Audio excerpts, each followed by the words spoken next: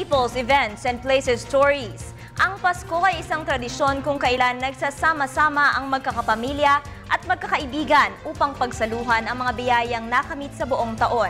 Kaya naman sa lalawigan ng Davao, masayang ipinagdiwa ngayon ang mga Davaoenyo ang Pasko Fiesta 2013. Para sa detalye, balitaan mo kami Angel De Liera ng PTV Davao. Kay ganda ng tanawin sa lungsod ng Davao nang nagdingning ang Rizal Park sa pagbubukas ng Pasko Fiesta 2013 sa harap mismo ng City Hall. Malugod na dinaluhan ng mayor at ipiniresenta pa nito ang karagdagang 911 units at ang 10 ambulansya. Matapos ng kanyang talumpati, sinabayan nito ang pari sa pagbe-blessing sa mga bagong ambulansya. Iginiit niya rin gagamit ito ng satellite upang mamonitor ang bawat mga distrito na nangangailangan ng ambulansya.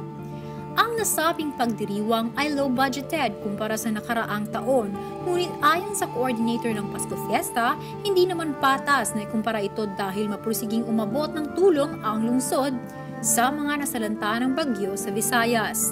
3 milyong piso ang pondo para sa Pasko Fiesta 2013 ng gobyerno.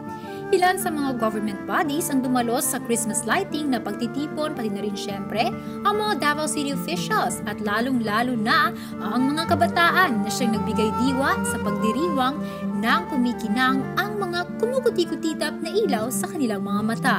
Maligayang Pasko! Para sa Telebisyon ng Bayan, Angel Pizarro De Liera.